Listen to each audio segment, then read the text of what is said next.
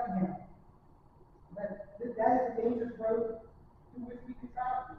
Working together and making a bipartisan decision is the only way to avoid that outcome. With my remarks tonight, I submitted to the board a copy of the remarks that I made earlier in October 2021, as well as a recent opinion from Jason Myers, the Republican Attorney General. In the Attorney General's opinion, he made clear that, quote, the process for appointing a new general registrar should be objective and apolitical. The only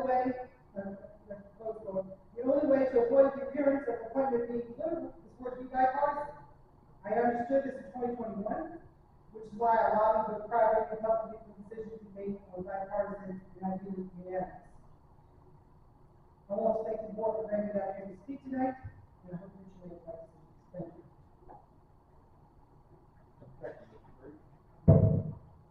County Reynolds, Johnny Hurt is next, please.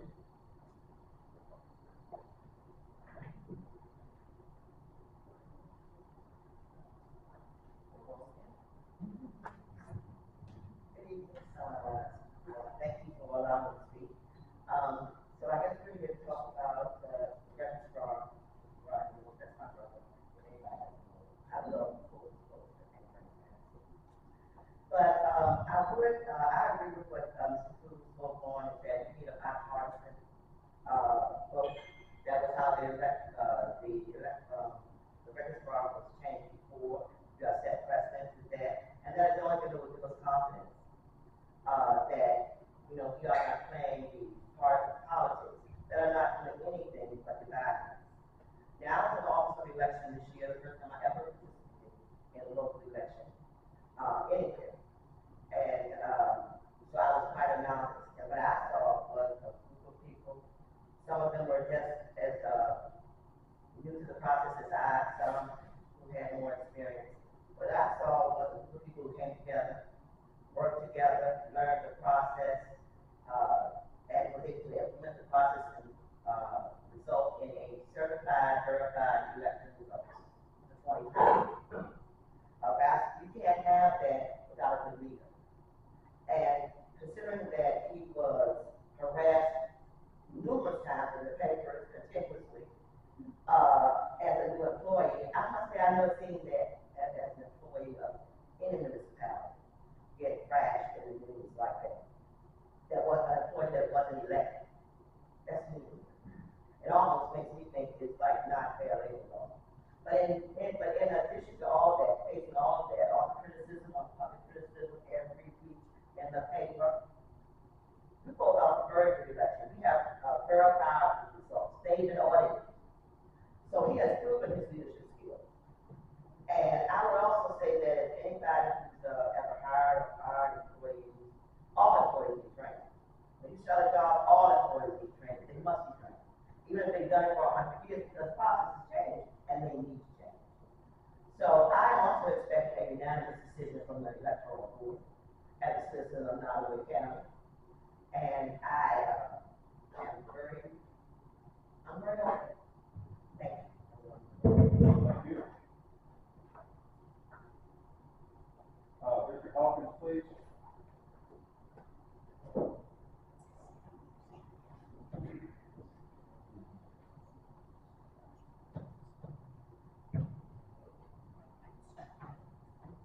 Good evening. Mr. Chairman, fellow board members, fellow Nottaway County citizens. I just had a couple of brief comments / questions. In the last election in November of last year, it was reported in the Prairie Record that there were instances of people receiving the wrong ballots, and therefore their votes didn't count. So I have two questions. Number one, why did that occur? And secondly, what if any steps were taken to prevent a reoccurrence of that? Also, in 2023, we have redistricting taking place, which it would seem that maybe that would make it likely that some of the same sort of thing could occur again. So the question there is, what, if that is the case, what is being done or what will be done to prevent the occurrence of the wrong ballots being not given to people again? Thank you. Thank you.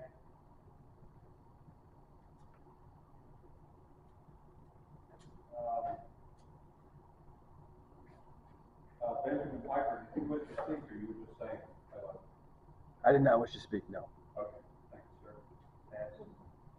Sue Yates?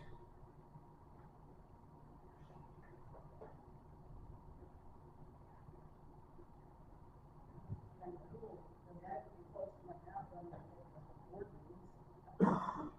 Sue Yates from Peru, Morgan County. And I'm speaking off the cuff tonight, because I need fact. Why is the county office sending out for this registration of cars? So, in other words, why are the registration cards that were just created and sent out, being sent out by our county administrator's office instead of this office, the registrar's office? I was told that's never happened before. I find that very problematic with this registrar. Could you use the microphone? Fact. Rodney has refused to answer questions by speaking over me at least twice. One of those times, I was fortunate enough to record the conversation and his rudeness. Anybody in this meeting tonight that would like to hear it, please feel free to contact me.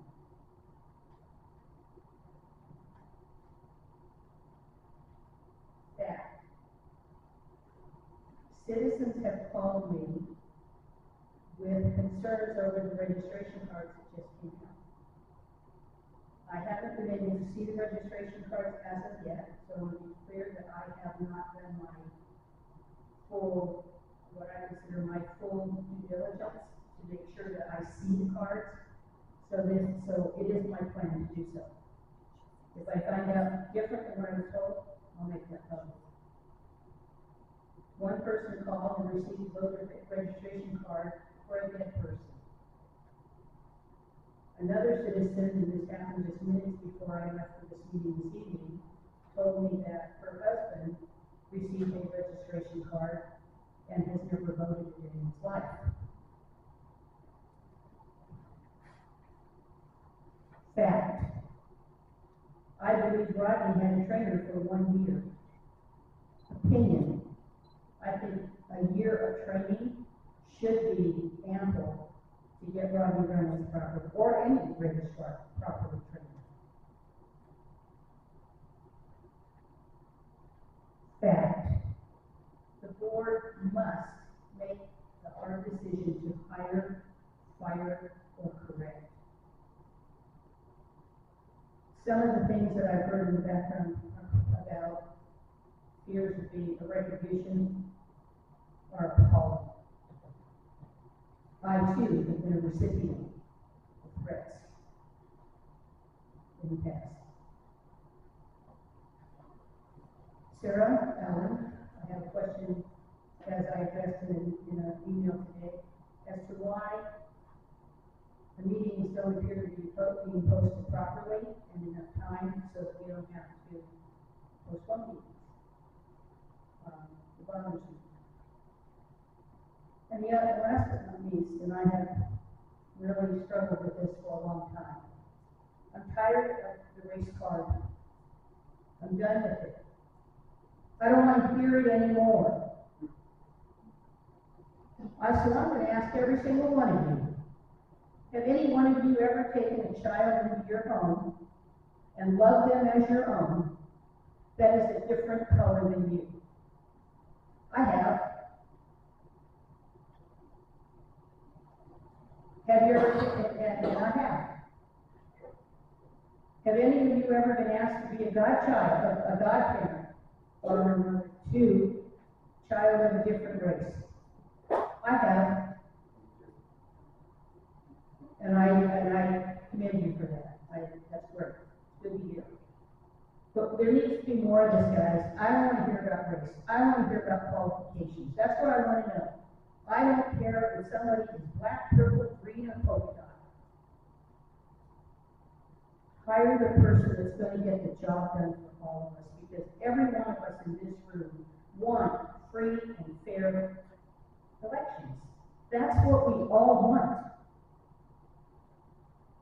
And the division that has been, and I've been here 14 years, and I didn't see this division 14 years ago, but in the last few years, This county is decimating itself. It's terrible. Stop. Everybody needs to stop and love one another. I'm sick and tired of it. And so I hope, it's my prayer today, that I don't get threatened for the remarks that I had the courage to make today. Good evening.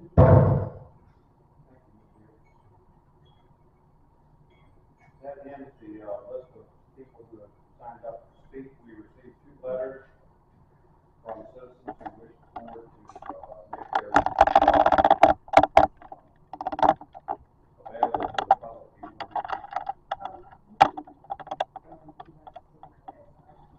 This is from Robert Morrison, Officer of Election Government, Pete Morrison.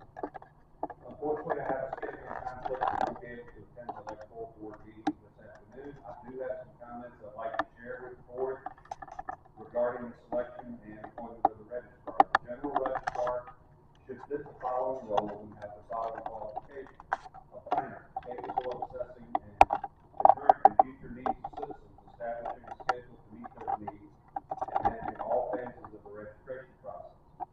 An administrator, able to manage all phases of the registration process and the employees and volunteers responsible for its accomplishment. A budget analyst with the ability to determine the financing required for an effective registration program and to obtain necessary funds by providing justification to the local governing body and working with local officials. A human resource officer, capable of assessing the qualifications of prospective paid or volunteer assistant registrars and clerical employees who may be needed.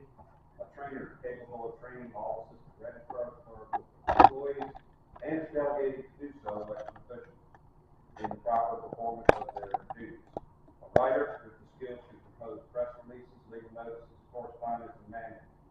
A public relations expert or at a minimum capable of appropriate and nonpartisan dealing with citizens, the press, and local government, state government, and federal government. A public speaker willing to speak before the public about the election process. A person with technical ability able to understand and manage the technical aspects of the position, such as creating mail order documents, for example, for correspondence with voters using spreadsheets, for example, budget preparation and using presentation software for training officers of election. Should be able to track and analyze federal and state legislative initiatives and voting trends to project the potential future impact on the locality and provide meaningful information to legislators when appropriate. An individual capable of quickly familiarizing him or herself with the locality and its citizens in order to establish a registration and voter education plan.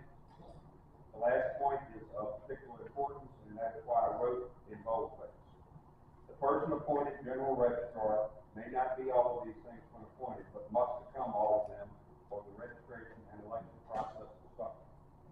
This is not some random list of knowledge, skills, and abilities that I endorse or developed on my own. If these words look familiar, they're taken directly from the handbook, Chapter 1, Section 1.2, 2.1, from the Virginia Department of Elections for the qualifications of a registrar. If the board follows these simple guidelines and conveys to Mr. Costin that these are the desired qualities wanted in an applicant, then there should be no issue whatsoever with the selection of